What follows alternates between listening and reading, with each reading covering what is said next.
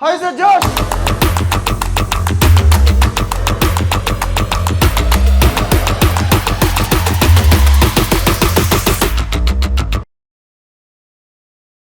Seriously firstly congratulations. మీరు ఈరోజు తీసుకున్న డెసిషన్ ఏదైతే ఉందో అది చాలా చాలా చాలా మంచి డెసిషన్. అంటే నేను విన్నాను వైజాగ్లో కామెడీ నైట్స్ ఉంటాయంట, వైజాగ్లో ఇంకా చాలా థింగ్స్ ఉంటాయి. మీరు ఆప్షన్ సెలెక్ట్ చేసుకోవాలి అంటే ఎన్నెన్న ఆప్షన్ సెలెక్ట్ చేసుకోవచ్చు. బయట ఇంకెక్కడికైనా వెళ్ళొచ్చు, ఫ్రెండ్ దగ్గరికి వెళ్ళొచ్చు, లేకపోతే గర్ల్ ఫ్రెండ్ దగ్గరికి వెళ్ళొచ్చు, ఇంకోటి దగ్గరికి వెళ్ళొచ్చు. జస్ట్ ఒక రీల్ చూసి, నాదొక రీల్ చూసి వీళ్ళు వస్తున్నారు, వీళ్ళు ఏదో చేస్తున్నారు, ఏదో నేర్చుకోవడానికి మీరు వచ్చారు అంటే దానికి firstly congratulations and that's the best decision. First thing ఇట్లా జ్వరం వచ్చిన కోల్డ్ లెక్క ఉండద్దు, ఛాతీలు పెంచాలి. హౌ ఇస్ ద జోష్? హౌ ఇస్ ద జోష్? హౌ ఇస్ ద జోష్? హౌ ఇస్ ద జోష్? ఏదో ఒక వాల్యూ నేర్చుకుని వెళ్ళాలి. ఈ వర్క్ షాప్ తర్వాత, ఇప్పుడు బాహుబలికి ముందు ప్రభాస్, బాహుబలికి తర్వాత ప్రభాస్ ఎట్లయితుందో సేమ్ థింగ్ ఈ వర్క్ షాప్ తర్వాత నేను, ఈ వర్క్ షాప్ ముందుకు నేను ఒకలాగా, అరే ఇక్కడ నాకు కెమెరా గురించి తెలిసింది, డ్రోన్ గురించి తెలిసింది, FPV గురించి తెలిసింది. ఏదో ఒక పాయింట్ మీరు నేర్చుకొని వెళ్ళగలిగితేనే ఈ వర్క్ షాప్ అనేది మీకు యూస్ఫుల్ అవుతుంది. చాలా మంది FPV అదే వింటున్నావు చిన్నప్పటి నుంచి. బట్ పాయింట్ ఏంటి అంటే కోర్ ఫండమెంటల్ అనేది కెమెరా. ఫస్ట్ కెమెరా పుట్టింది, దాన్ని స్టేబుల్ చేయడానికి పుట్టిందే గింబల్. ఆ కెమెరా గింబల్కి 4 రెక్కలు పెట్టితేనే వచ్చిందే డ్రోన్. ఆ డ్రోన్ యొక్క లిమిటేషన్స్ ఏవైతే ఉన్నాయో, డ్రోన్ అనేది జుప్మని వెళ్ళదు, జుయ్యి అని ఫ్లిప్ కొట్టదు, జప్మని తిరగదు, అర్థమవుతుందా? ఆ లిమిటేషన్స్ ని ఓవర్కమ్ చేస్తేనే వచ్చింది FPV. మీ కెమెరా గురించి తెలీదు, గింబల్ గురించి తెలీదు, డ్రోన్ గురించి తెలీదు, FPV మీ చేతిలో పెడితే పానిక్ అయిపోతారు. ముందు డైరెక్ట్ మీరు FPVకి వెళ్ళినా సరే ఈ 3 ఎవరైతే పాస్ చేసుకుంటే FPVకి వెళ్తారో వాళ్ళే మార్కెట్లో లీడ్ చేయగలుగుతారు. ఎందుకు తెలుసా? ఫస్ట్ డ్రోన్ డ్రైవ్ చేసినోడే, డ్రోన్ దేనికో గోడ గుద్ది గుండె జల్లని బొక్క పెట్టుకొని మార్కెట్కి వెళ్ళి 30,000 కట్టి దాని గింబులు అన్న ఇదెంత అన్న పాట 5,000 చేయి అన్న, నీకు అన్నం పెడతా అన్న, నాకు డబ్బులు లేవన్నా అని బతిమలాడి ఆడు మంచి రిపేర్ చేసి ఇచ్చిన తర్వాత ఫ్లై చేస్తే మళ్ళా పడుతుంది చూడు, ఆడే FPV ఫ్లై చేయగలుగుతాడు. ఇది ఫ్యాక్ట్. ఇది FPVని బిల్డ్ చేసుకోవాలి మనం. సో అవాట కూడా మనకి స్టేబుల్గా ఉంటుంది, దాన్ని ఈజీగా ఫ్లై చేయొచ్చు, కానీ అది రియల్ FPV కాదన్న. సో మీరు FPV అని ఎంతమంది అయితే వచ్చారో, ఫస్ట్ కెమెరా, తర్వాత గింబల్, తర్వాత డ్రోన్, తర్వాత FPV, ఈ ప్యాటర్న్ లో వెళ్తే ఖచ్చితంగా వర్కౌట్ అవ్వడానికి ఎక్కువ ఛాన్సెస్ ఉన్నాయి. మీరు కెమెరా గురించి తెలిస్తే షార్ట్ పర్ఫెక్ట్ తీస్తారు, మీకు లైటింగ్ గురించి తెలిస్తే మీరు షార్ట్ పర్ఫెక్ట్ తీస్తారు, మీకు గింబల్ గురించి తెలిస్తే మీరు షార్ట్ పర్ఫెక్ట్ తీస్తారు. సో ఫస్ట్ కెమెరా, అది ఫండమెంటల్. అర్థమవుతుందా? అక్కడి నుంచే ఎవడు పుట్టినా ఎవడొచ్చినా అక్కడి నుంచే రావాలి. సో ఇక నా గురించి చెప్పాలి అంటే, మీకు ఏదైతే ప్యాషన్ ఉందో నాకు అదే ప్యాషన్ ఉంది. మీలో ఒకరినే నేను ఇప్పుడు స్టేజ్ లో ఉంటున్నా, అర్థమవుతుందా? మీలో నుంచి వచ్చినోనే నేను. కానీ మన మిడిల్ క్లాస్ వాళ్ళకి అది ఎక్కడ బ్రేక్ పడుతుందిరా అంటే ఫైనాన్షియల్ సిచ్యువేషన్. నిజంగా రేపటి రోజున నా కొడుకు పుట్టిన అంత ఆనందపడనేమో, కానీ నాకు ఆ ఫస్ట్ కెమెరా వచ్చినప్పుడు మాత్రం కళ్ళెమ్మట ప్రతి ఒక్కడికి నీళ్ళు తిరుగుతాయి. మీరు ఫర్దర్గా ఎవరైతే ఎక్స్పీరియన్స్ చేయలేదో చేస్తారు. సో ప్రతి ఒక్క మిడిల్ క్లాస్ వాడికి ఒక ప్యాషన్ ఉంటుంది. అది బ్రేక్ పడేది ఏడారా అంటే ఈ ఫైనాన్షియల్ సెగ్మెంట్ కాదు. నాకు కూడా సేమ్ అట్లనే బ్రేక్ పడింది. అప్పుడు రియలైజ్ అయినా, దెన్ ఐ స్టార్టెడ్ ఎట్లా ఇన్వెస్ట్ చేయాలి, ఏం ఇన్వెస్ట్ చేయాలి. మ్యూచువల్ ఫండ్స్ అప్పుడు బాగా హైప్ చేశారు. వెళ్ళా, బ్యాంక్ అకౌంట్ కూడా లేదు, బ్యాంక్ అకౌంట్ అవసరం లా, బ్రోకర్ గాడికి డబ్బులు ఇస్తే వాడు 10 మంది దగ్గర డబ్బులు కలెక్ట్ చేసి వాడు స్టాక్ మార్కెట్లో ఇన్వెస్ట్ చేస్తాడు. అప్పుడు వచ్చిన క్వశ్చన్, అరే మనం ఎందుకు వీడికి ఇవ్వాలి, మనమే స్టాక్ మార్కెట్ నేర్చుకుంటే అయిపోతుంది కదా అని చెప్పేసి నేను స్టాక్ మార్కెట్కి ఎంటర్ అయినా. స్టాక్ మార్కెట్కి ఎంటర్ అయిన తర్వాత ఎన్నో లాసెస్ చూసిన. ట్రేడ్ చేస్తే 20,000 పోయాయి, ట్రేడ్ చేస్తే 10,000 పోయాయి. ఆ 2 రోజులు అన్నం కూడా తినేటోని కాదు. తర్వాత కంపెనీస్ గురించి తెలుసుకుంటూ, ఒక్కొక్క కంపెనీ అసలు ఎట్లా ట్రేడ్ అవుతుంది, ఒక్కొక్క కంపెనీ ఎట్లా పైకి వెళ్తుంది, ఒక్కొక్క కంపెనీ ఎట్లా డౌన్ అవుతుంది, ఆప్షన్స్ అంటే ఏంది, స్టాక్స్ అంటే ఏంది, ప్రతి ఒక్కటి తెలుసుకొని రూపాయి పోగేసుకుంటూ స్టాక్ మార్కెట్లో ఇన్వెస్ట్ చేసి మనీని డబల్ చేసిన. అంటే ఒక చిన్న బిజినెస్ పెట్టి 100 రూపాయలు 10 రూపాయలు సంపాదించడం చాలా గొప్ప, కానీ స్టాక్ మార్కెట్లో నేను పెట్టిన మనీని డబుల్ చేసిన. ఆ డబ్బులన్నీ తీసుకొచ్చి ఎటియో డోర్స్లో పెట్టిన. ఎటియో డోర్స్ నా స్టార్ట్అప్ ఎంతమందికి తెలుసు? హైడ్రోపోనిక్స్ అని చెప్పేసి మనకి టెరెస్ పైన ట్యూబ్స్ లో గ్రో చేస్తాం. సో అది స్టార్ట్ చేసిన. కోడితే మొత్తం పాతాళమైగా. ఎందుకు అంటే బయట చూపించే రంగుల ప్రపంచం. ఇప్పుడు FPV అనే ప్రపంచం మీరు ఎట్లయితే చూస్తుర్రో అర్థమవుతుంది. అరే ఎగిరేయచ్చు, మనీ ఎర్న్ చేయొచ్చు, దాని వెనకాల హార్డ్ వర్క్ ఎవరు చెప్పడు. ఈవెంట్లు చాలా మంది చేస్తారు, రేపు FPV ఈవెంట్లు కూడా చెప్తారు, అది ఇది చెప్తారు, కానీ ఎవడు రియాలిటీ చెప్పడు. నేను ఆ రియాలిటీ చెప్పడానికి వచ్చిన ఈ రోజు, అర్థమవుతుంది. సేమ్ అట్లనే నేను కూడా బయట అరే ఓయో ఫౌండర్ 22 years అంట, నాకు కూడా ఇంకో 5 yearsలో 22 ఇట్లా లేదని ఇప్పుడు స్టార్ట్ చేస్తే ఇంకో 5 yearsలో 1 billion.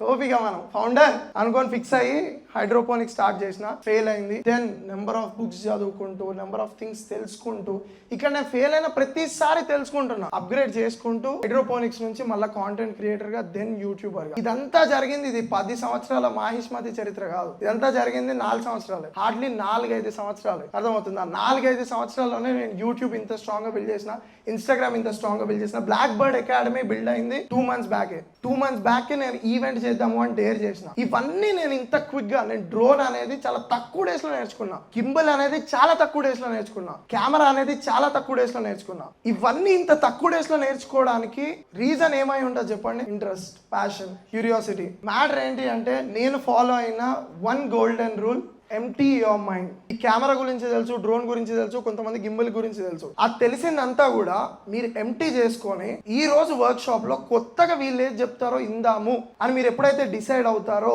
అప్పుడే మీరు నేర్చుకుంటారు. నాకేం తెలీదు, ఇక్కడ ఈ పోరగాళ్ళు ఏం చెప్తారో చూసి నేర్చుకొని వెళ్దాము అంటేనే మనం నేర్చుకోవడానికి కాన్సెప్ట్ వర్కౌట్ అవుతుంది. చలో ఇప్పుడు కెమెరా స్టార్ట్ అవుతుంది. సో రగన్ అని ఇంట్రడ్యూస్ చేస్తున్నా. రగన్ పాయింట్ ఏంద్రా అంటే, మీరు ఎవరైతే నా ఫస్ట్ వర్క్షాప్కి అటెండ్ అయ్యారో మీరు ఎప్పటికీ నా గుండెల్లో ఉంటారు.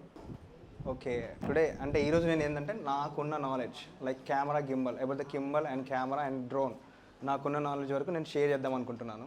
అసలు ఫస్ట్ మీరు అందరూ ఫోటోగ్రఫీ ఎందుకు చేద్దాం అనుకుంటున్నారు? స్ట్రీట్, ఎవరు స్ట్రీట్? Nice choice. నాకు తెలిసి నేనైతే అందరు డబ్బుల కోసం చేస్తానని నేను అనుకుంటున్నాను. ఓపెన్గా ఉన్నాను, నేనైతే డబ్బుల కోసమే చేస్తా. డబ్బులు ఇంపార్టెంట్ బ్రదర్ అందరికీ. ఫస్ట్ డబ్బులే, దాని తర్వాత ఏదైనా.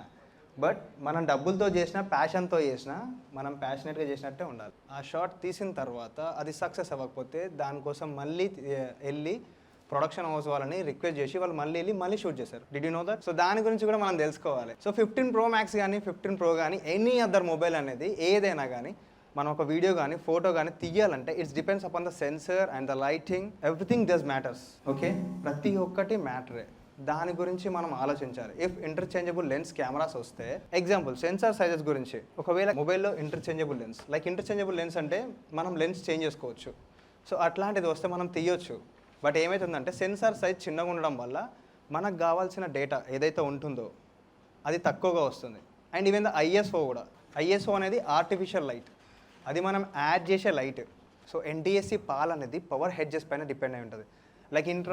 Like India and some other countries, Asian countries మీరు చెప్పినట్టుగా ఇక్కడ వచ్చేసి పవర్ హెడ్జెస్ డిఫరెంట్గా ఉంటుంది. Like 50 hertz or 60 hertz, like that. In other countries same 50 hertz, 60 hertz, అలా డిఫరెంట్ కంపెనీస్లో డిఫరెంట్ కంట్రీస్లో అలా ఉంటుంది. తర్వాత ఎన్టీఎస్సి పాల్ కాకుండా సీక్యామ్ అని చెప్పేసి ఇంకొకటి ఉంటుంది. ఇట్స్ లైక్ సేమ్ పాల్ లాగా కూడా ఉంటుంది. ఇప్పుడు కొత్తగా వచ్చే కంపెనీస్లో సీక్యామ్ అని కూడా ఉంటుంది. ఓకేనా? మనం ఎప్పుడైతే లైటింగ్ ఫస్ట్ చెక్ చేసుకోవాలి. ఫ్లిక్కర్ వచ్చిందంటే మనం ఎన్టీఎస్సీ నుండి పాల్కి షిఫ్ట్ అవ్వాలి, పాల్ నుండి ఎన్టీఎస్సీకి షిఫ్ట్ అవ్వాలి. ఇది మనం మైండ్లో పెట్టుకున్నట్టయితే అప్పుడు మన షట్టర్ స్పీడ్ ఇంక్రీజ్ చేసినా కానీ పెద్ద డిఫరెంట్ ఏమి ఉండదు. ఒకవేళ కొంతమందికి షట్టర్ స్పీడ్ చేంజ్ చేసిన తర్వాత కూడా ఏదో ఒక లైట్ దాని పవర్ హెడ్జెస్ డిఫరెంట్గా ఉంటే ఫ్లిక్కర్ వచ్చేస్తుంది. అప్పుడు మనం ఏం చేయాలి? ఆ ఒక్క లైట్ని ఫైండ్ అవుట్ చేసి దాన్ని ఆఫ్ చేయాలి. సో చేస్తే ప్రాబ్లమ్ సాల్వ్డ్. మూవీ రేషియో, ఒక మూవీ ఉందనుకోండి, 2:1 ratio. How many of you know that? ఎంతమందికి తెలుసు 2:1 రేషియో ఇట్స్ మూవీస్ సంబంధించింది అన్నది? ఒకప్పుడు అంటే పాతకాలంలో 2:1 రేషియో వాడేవాళ్ళు. సో అట్లా మనం రేషియో గురించి కూడా తెలుసుకోవాలి. మనం అందరం కెమెరాస్ వాడతాం, ఫొటోస్ తీస్తాం, వీడియో తీస్తాం, బట్ అందరు ఏంటంటే రేషియో గురించి చూసుకోరు ఎవరైనా. Ratio does matters. రేషియో అనేది పర్టికులర్గా ఇంపార్టెంట్. ఇప్పుడు మీరు అందరు తీసే ఫొటోస్ ఉన్నాయి, ఏ రేషియోలో తీస్తున్నారు? మనకు 3:2 ఉంటుంది, 4:3 ఉంటుంది. సో వెడ్డింగ్ ఫోటోగ్రాఫర్స్కి అయితే weddings or portraits or fashion, వీళ్ళందరికీ అయితే 3:2 is the better. 3:2 is the better. Like మనం వీడియోని కానీ ఫోటోని కానీ ఎట్లా కంపోజ్ చేసుకోవాలి, ఇదంతా ఇంపార్టెంట్. మనం కంపోజిషన్ గురించి దాని గురించి కూడా తెలుసుకోవాలి. అదే మెయిన్ కీ రోల్ ప్లే చేస్తుంది. సో దాని తర్వాత కలర్స్ కూడా డస్ మ్యాటర్స్. అందరూ ప్రీ వెడ్డింగ్ చేస్తారు, వెడ్డింగ్ చేస్తారు, ఇవన్నీ చేస్తారు. సో దానిలో ఎంతమందికి కలర్ పైన నాలెడ్జ్ ఉంది? లైక్ ఎట్లాంటి అవుట్ఫిట్ వేయాలి, ఏ క్లయింట్స్కి ఎట్లాంటి అవుట్ఫిట్ వేయాలి.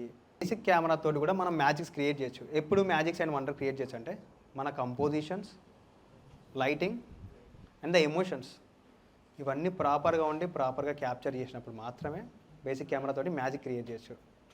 C1, C2, C3 అని చెప్పేసి ఎంతమంది చూసారు కెమెరాస్లో బటన్స్? సో ఇవి వచ్చి మనం కస్టమైజ్ చేసుకోవచ్చు ఈ బటన్ని.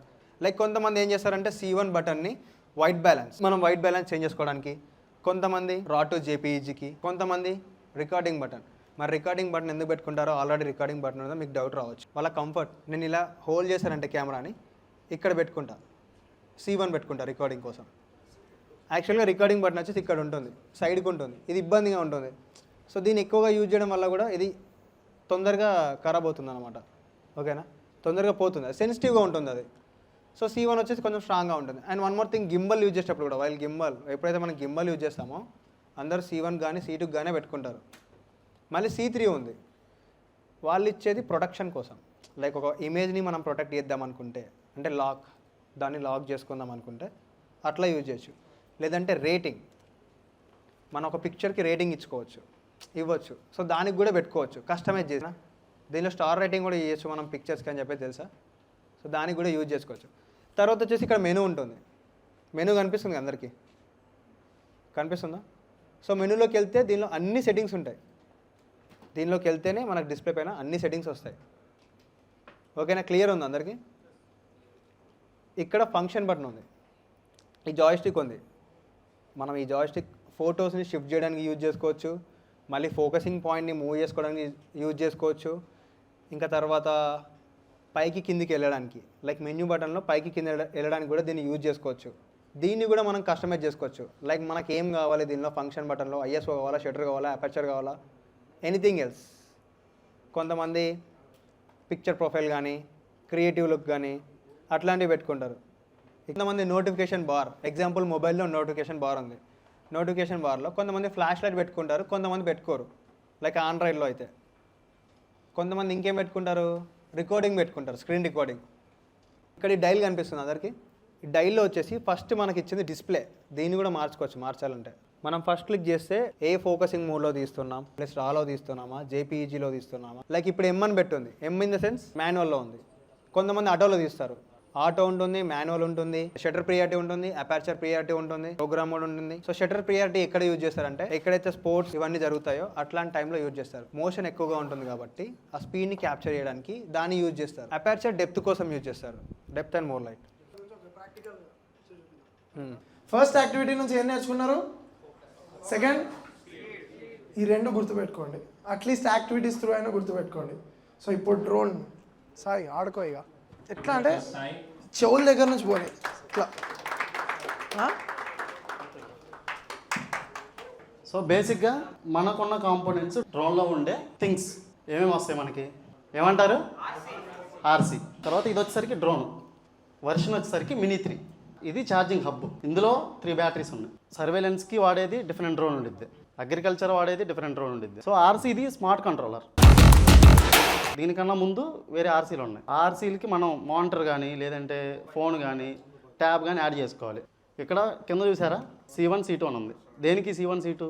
సేమ్ ఎలాగైతే కెమెరాలో ఉంటుందో కస్టమ్ బటన్స్, ఇందులో కూడా కస్టమ్ బటన్స్ ఉంటాయి. దీనికన్నా ముందు వర్షన్ అంటే ప్రో వర్షన్లో డైరెక్ట్ HDMI కేబుల్ తోటి లైవ్స్ ఇవ్వడానికి వాటికి ఇక్కడ ఇస్తారు. టేబుల్గా పెట్టి స్ట్రైట్ షాట్ తీసుకోవచ్చు, C షాట్ తీసుకోవచ్చు, 360 తీసుకోవచ్చు, డౌన్ నుంచి తీసుకోవచ్చు, గిమ్మిల్ని ఆపరేట్. కానీ మనకి ఇష్టం వచ్చిన జాగాలో స్పీడ్గా తిప్పాలి అంటే ఎక్విప్మెంట్ లేదు. సో ఈ డ్రోన్ యొక్క లిమిటేషన్స్ని ఓవర్కమ్ చేస్తే వచ్చిందే ఈ FPV. అర్థమైందా? ఇందులో కూడా మీకు కెమెరా ఉంది. సో ఆ డాంపియర్సే గింబల్లా యాక్ట్ చేస్తాయి. కస్టమ్ బిల్డ్ ఇది, నేను నా సొంతగా చేసుకున్న బిల్డ్ ఇది. ప్రతి ఒక్క పార్ట్ నేను ఆన్లైన్లో ఆర్డర్ పెట్టుకొని తీసుకొచ్చి ప్రతి ఒక్క పార్ట్ సాల్డరింగ్ చేసుకొని ఇన్స్టాలేషన్ చేసుకొని ప్రతిదీ నేను చేసుకున్న డ్రోన్. ఈ డ్రోన్ని నేను ఫ్లై చేసినప్పుడు నాకు ఎంత సాటిస్ఫాక్షన్ ఉండిద్ది అంటే, ఒక మిషన్ని నేను తయారు చేశా, సొంతగా నా మిషన్ నేను తయారు చేసుకొని నేను ఫ్లై చేసుకున్నా. సో ఆ సాటిస్ఫాక్షన్ ఉండిద్ది చూసారా. సో అందుకు FPV drone, custom build drone నాకు స్పెషల్. ఇక్కడ అవాటా ఉంది, FPV డ్రోన్ ఉంది, ఇప్పుడు అవాటా ఇవి వస్తున్నాయి, రేపు ఇంకొకటి. బట్ ఎన్ని వచ్చినా సరే, ఏమొచ్చినా సరే custom build is custom build అంతే. ఇది వచ్చేసరికి 3 ఇంచ్ మనకి. ఓకేనా? ఇది ఎంతో గెస్ చేయండి.